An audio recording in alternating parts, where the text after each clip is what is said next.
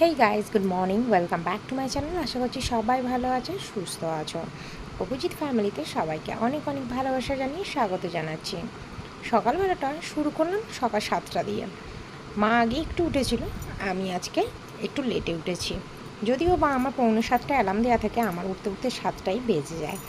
আর মা মাঝে মাঝে আমার পরে ওঠে, মাঝে মাঝে আমার আগে ওঠে। তো ভিজিয়েছিলাম একটুখানি মিছরির জল, তো একটু ভুসি দিয়ে আর সেটাকে হচ্ছে কি গুলটিয়ে নিয়ে এখন সকালবেলা উঠে আজকের আর চিয়া সিড খেলাম না, এটাই খাচ্ছি মেয়ের জন্য, কারণ মেয়েও আজকে তাড়াতাড়ি উঠে গেছে। তো মা, আমি আর মেয়ে আপাতত খাবো, তারপরে তোমাদের দাদাভাই ঘুম থেকে উঠলে ওকে দেওয়া হবে ওটা, তাই চাপা দিয়ে রেখে দিলাম। আমি এদিকে মেয়ের সকালে যে ব্রেকফাস্টটা করে স্কুলে যাবে সেটা আগে আধ ঘন্টা আগে ওটা খাইয়ে দিলাম আমি জলটা দিয়ে, তারপরে সুজি বানিয়ে নিয়েছি। আর এখন একটু আমি বসে বসে রিল্যাক্স করছি আর খাচ্ছি। তো মা বললো তুই একটু বসে জলটা খেয়ে নে, আমি ততক্ষণ একটু ঝাড়ু দিয়ে নিচ্ছি। তো ঝাড়ু দিয়ে নিচ্ছে এই জন্য যে আমাকে আবার গোপালকে শয়ন দেওয়া ছিল রাত্রেবেলা, তাকে আবার তুলতে হবে, তুলে আমার পুজো করতে হবে। তো ওরও তো ব্রেকফাস্টের দরকার। তো এখন চলে এসেছি আমি গোপুসোনাকে ঘুম থেকে তুলে তার জামা কাপড় সব পাল্টে দিয়ে তারপরে আমি তার পুজো করে নেব। তো আমার যদি ব্লগটা ভালো লেগে থাকে অবশ্যই সাবস্ক্রাইব করে দেবে চ্যানেলটাকে, আর যদি সত্যিই ভালো লেগে থাকে তাহলে একটা ছোট্ট করে লাইক আর কমেন্ট করে দেবে। চলো দেখতে থাকো, সাথে থাকো।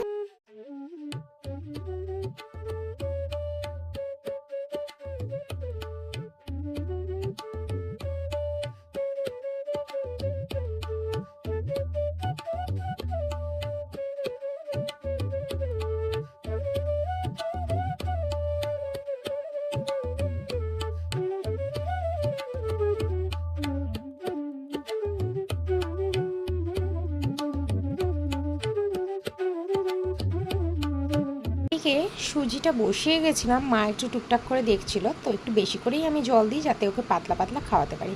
কারণ তোমাদের বলেইছিলাম মেয়ের ক্যাভিটিস হয়ে গেছে পুরো ওপরের দাঁতগুলোতে, তো ওকে বেশি শক্ত জিনিস আবার খাওয়ানো যায় না। এখন সেই 5 বছর অবধি ওয়েট করতে হবে, কারণ এখন ফিলিং করা কোনো দরকার নেই দাঁতের, তাহলে ও ওটা নিতেও পারবে না।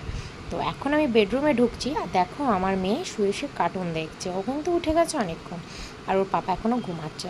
তো আমি এদিকে একটুখানি এলাম একটা কাজে জানলাতে, তো জানলাটা খুলে নিচ্ছে, নিয়ে দেখো আমার প্রকৃতির দৃশ্য তোমাকে দেখিয়ে দিচ্ছি। মানে আমার জানলার কাছে আমার ছোট্ট বাগান, এটাই কিন্তু আমার কাছে অনেকটাই।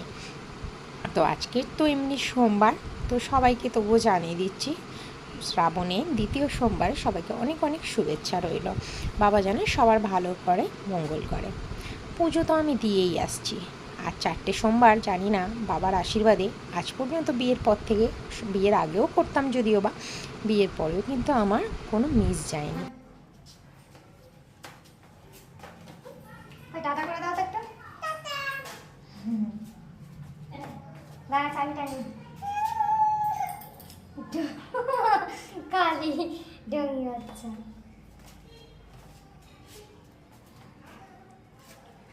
তো প্রেয়ার হয়ে যাবে আজকে নামতে নামতে।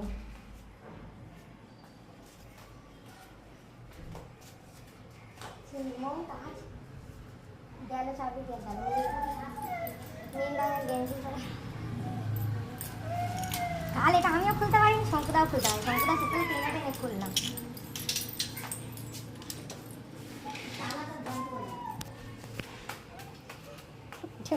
দিদুনকে টাটা করে দাও। আবার নাটক করে, তাড়াতাড়ি বেরিয়ে আয়, জনগণ হয়ে যাবে স্কুলে। তো রোজ সকালে মেয়ের এরম নাখড়া দেখতে দেখতেই আমার কিন্তু সময় চলে যায়। রোজ সকালে বেরোবার আগে ওই রকম করে, তাই বাড়ির পাশে স্কুল হলেও আমার 10-15 মিনিট আগে বেরোতে হয়, কারণ রাস্তা দিয়ে যেতে যেতে এই নোংরা, এখানে জল পড়ে আছে, এটা পারাবো না ওটা পারাবো না, এইসব করতে থাকে। তো ফাইনালি স্কুলে চলে এসেছি, আর স্কুলে ঢুকতে ঢুকতেই ও 10 মিনিট লাগে, বাড়ি যদিও বা 3 মিনিটের রাস্তাও না, তাও 10 মিনিট লাগে। তো স্কুলে চলে এসছে, আজকের অনেকটা লেট হয়েছে। তো মাঝে মধ্যে এরকম দেরি হয়ে যায় ওর স্কুলে, যদিও বা একজন দুজন এখনও পরে এসেছিলো, আর টিচারও অনেক পরে এসেছিলো। তবে প্রেয়ার হয়ে গেছিলো ওর, তখন নাম ডাকা হচ্ছিলো, সেই সময় আই থিঙ্ক আমি ঢুকেছি। তো টিচাররা এসছে ওকে নিতে। তো বাড়ি গিয়েই তাড়াহুড়ো করে স্নান করে নেবো। আমি আজকে স্নান করে নিয়েছি প্রায় 9:20, 9:30ও বাজেনি, আমি স্নান করে রেডি হয়ে নিয়েছি। নিয়ে পুজো টুজো দিয়ে ভেবেছিলাম 11:30টায় মেয়েকে আনতে যাবো, 11:20 বেরোই আনতে। তো সেটাই ভেবেছিলাম, আর যাই ভাবা সেটাই কাজ করে নিয়েছি। আর তখন হচ্ছে গিয়ে পাশের মানে সামনের বাড়ি এক কাকিমা এসেছিলেন, তো ওনার সাথে গল্প করতে করতে একটু দেরি হয়ে গেছিলো, তাই পুজোটা দিতেও একটু দেরি হয়েছে। আর আজকের এই যে দ্বিতীয় সোমবার পুজো দিয়ে নিলাম। পুজো তো দিই, মন থেকে পুজো দিই। সবসময় কি বলো তো, পুজো দিলেই কি সব কিছু কেটে যায়? পুজো দিলেই কি ভগবানের আশীর্বাদ পাওয়া যায়? অনেকের ধারণা যতই পুজো দাও ভগবানের আশীর্বাদ পাওয়া যায় না, কিচ্ছু হয় না, তাদের ভালো কোনো দিনও হয় না। কারণ যেসব মানুষগুলোর এইসব ভাবনা চিন্তা না, তারা শুধু এটাই ভেবে যায় যে তাদের অভিশাপ সবসময় মানুষের মাথায় লেগে আছে, আর তারা যা অভিশাপ দেবে সেটাই লেগে যাবে। তো তারা সারাক্ষণ উঠতে বসতে অভিশাপ অভিশাপ আর অভিশাপ, কোনো দিন তাদের আশীর্বাদ আর দেওয়া লাগে না। কিন্তু ভগবানের পুজো করলে তারা আবার ঠাট্টা করে হেসে বলে, ওদের আবার আশীর্বাদ লাগবে নাকি, আমাদের অভিশাপই যথেষ্ট। তো তাদেরকে বলি যায়, এরকম যেসব মানুষরা দেখতে পাবে না কিছু, তাদেরকে টোটালি ইগনোর করবে। এক পায়ে না হলেও জোড়া পায়ে অন্তত ধাক্কা দিয়ে ফেলে দেবে তাদেরকে, কারণ এটাই তাদের যোগ্য জবাব। ভগবানের সাথে তাদের নিজেদেরকে কম্পেয়ার করে। মাঝে মাঝে তো আমার মনে হয় ভগবানকে সিংহাসনে রাখে, তাদেরকে যদি সিংহাসনে বসা যেত, কারণ তাদের অভিশাপটা এত পাওয়ারফুল। তারা মানুষকে আশীর্বাদের জায়গায় সবসময় অভিশাপ দিতে থাকে, এটা হোক এটা হোক সেটা হোক এই হোক, তারা এমনকি দুধের শিশুকেও ছাড়ে না। তাই বলতে চাই যে নিজের মন থেকে সবসময় ভগবানকে, ঈশ্বরকে স্মরণ করে যাবে। মানুষ পাশে থাকুক আর না থাকুক, সবসময় জানবে ঈশ্বর পাশে আছেন। আমি যেমন বাবাকে সব সময় মন প্রাণ দিয়ে ছোট থেকে মানি, আমি জানি কেউ থাকুক আর না থাকুক ঈশ্বর ঠিক পাশে থাকবেন। আজ তোমার কষ্ট, কিন্তু কাল ঈশ্বর ঠিক তোমার মুখে হাসি ফোটাবে। এটা আমি সবসময় মেনে চলি, আর আমি জানি ঈশ্বর পাশে থাকেনই থাকেন, সব বিপদে আপদে ঈশ্বর পাশে থাকেন, ওপর থেকে দেখছেন। তাই এত ভয় পাওয়ার কিছু নেই। আর এইসব মানুষদেরকে শুধু ইগনোর করে যাবে, সে যতই হোক। মাথায় সবসময় একটা কথা রেখে দেবে, আপন কিন্তু বেশি পিঠে ছুরি মারে। বলে না, আপনের থেকে পর অনেক ভালো। তাই সত্যি নিজের লোকেরাই যত দেখবে তোমার ক্ষতি চাইবে, নিজের লোকেরাই দেখবে সামনে হাসি, কিন্তু পেছনে সবসময় ছুরি নিয়ে তারা দাঁড়িয়ে থাকে, সারাক্ষণ ভাবতে থাকে এর কখন ক্ষতি হবে।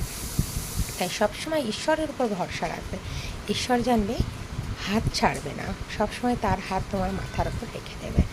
তো আজকে শ্রাবণের দ্বিতীয় সোমবার আমার পুজো হয়ে গেল। আর আমি জানি আজ পর্যন্ত বিয়ের পর থেকে 5 বছর, বিয়ের আগেও তাই হয়েছে, কোনো দিন আমার বাধা পড়েনি বাবার পুজোতে। আমি বাবার পুজো সবসময় ভালোভাবে করে এসেছি, মন প্রাণ দিয়ে, কোনো কিছুতেই বাধা পড়েনি। আর এবারেও আর বাধা পড়ার চান্সও নেই। তো কেমন লাগলো আমার পুজোটা জানিও। আর আমি এভাবেই করি, পঞ্চামৃত আগে একসাথে আমি করে দিতাম গুলে, সেটা আমি মন্দিরে যখন নিয়ে যাই তখন তো ভিড়ে ভাট্টার মধ্যে আলাদাভাবে সম্ভব হয় না যে পঞ্চামৃত আলাদা আলাদাভাবে যেমন এখন দিলাম, সেটা পসিবল হয় না। তাই আমি পঞ্চামৃত মন্দিরে যখন যাই একসাথে ঘটের মধ্যে নিয়ে যাই। আর এখানে আমি আমার পঞ্চামৃত এইভাবে আলাদা আলাদা দিই, ঘি, দই, মধু, চিনি, দুধ, এই পঞ্চামৃত 5টা জিনিস দিয়ে পঞ্চামৃত তৈরি হয়, সবাই জানো। সেটা দিয়েই আমি বাবার মাথায় এইভাবে আলাদা আলাদা দিয়ে পুজো করে নিলাম। তারপরে গঙ্গা জল দিয়ে ধুয়ে নিলাম, দেন আরতি করে নিলাম। আমার সোমবারে মানে শ্রাবণের দ্বিতীয় সোমবারের পুজো হয়ে গেল।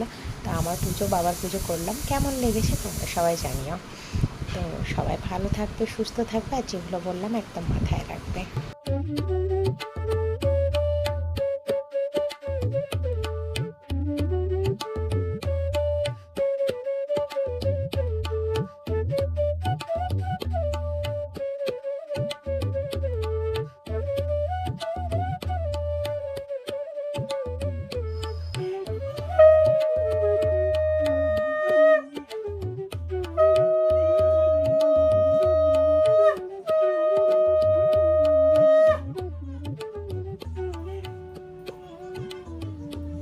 আমি যখনই বাড়িতে পুজো করি আর যেখানেই পুজো করি, বাবাকে পুজো করে সত্যি এটা মনের আলাদাই শান্তি পায়।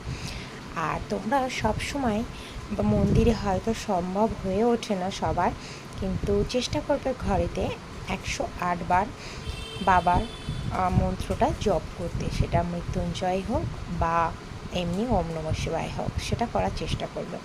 আমি যতটুকু পারি বাবাকে বলি। এমনি বলে বাবা অল্পতে ভীষণই খুশি হন। তো বাবাকে সেরমভাবে অত জাঁকজমক করে কিছু করতে লাগে না। মন থেকে যদি ভালোবাসা দেওয়া যায়, মন থেকে যদি শ্রদ্ধা ভক্তি দেওয়া যায়, তাহলে বাবা সবার মাথাতেই আশীর্বাদ রাখেন, আর আমি সেটা বিশ্বাস করি। আর আজকেও গপুকে কত মিষ্টি লাগছে দেখো, কিন্তু জানি না আজকে কেন মনে হচ্ছিল গপুর মুখটা একটু ভার হয়ে আছে। তো এটার পরে খোঁজ নিয়ে দেখবো। তো চলো আজকের মতো টাটা, সবাই ভালো থেকো।